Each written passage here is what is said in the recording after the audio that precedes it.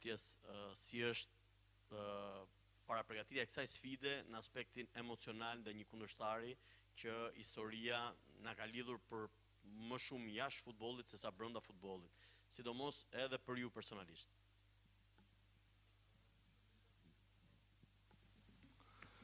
Përshëndetje, normalisht që emocionet i kemi para çdo ndeshjes. Na mundohem edhe këtë ndeshje me pa vetëm si ndeshje futbollit.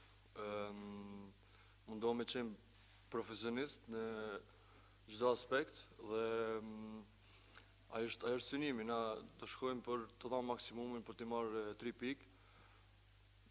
Ndeshja do jetë e vështirë si në aspekt futbollit si dhe emocional, po mundohem të jem profesionista. Përshëndetje, Sabina Metër e Rrth Sport. Sipari suksese, Arlind jeni një nga futbollistët më me eksperiencë në këtë kombëtare, ndërkohë cilat janë pikat e forta të sulmit të Serbisë që mbrojtja jonë duhet bëj kujdes. Dhe çfarë ambienti prisni në Serbi? Besoj që Serbia në çdo rol ka futbollistët mirë, ka shumë cilësi të lartë dhe ashtu edhe në sulm. Kanë lojtar si Mitrovici që është fizikisht shumë i fortë. Vlahovici që në kohën e fundit ka pas ndeshje të mira me Juventusin dhe besoj që do analizojmë çdo lojtar më saktësisht dhe shpresojmë të jemi përgatitur për çdo rast. Mantha Prokopi, Syri Televizion, në sfidën e parë këtu në Air Albania bët shumë mirë në mbrojtje duke ruajtur portën e paprekur. Sa e vështirë do jetë, a do të jetë më vështirë apo ndoshta më e lehtë për të ruajtur portën e paprekur dhe atje?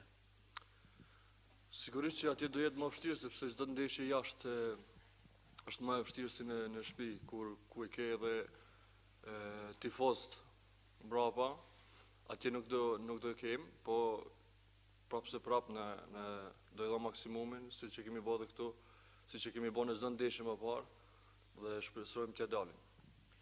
Arlind, bashkë me Gjimshitin jeni muri i skuadrës në mbrojtje, duke qenë se keni dhe Brojën këtu, çfarë këshillash do të jepni të sulmit që të na japi atë suksesin fitoren, pra po shohni për 3 pikët, por çfarë do t'i këshilloni sulmuesit që të bënin diçka më shumë?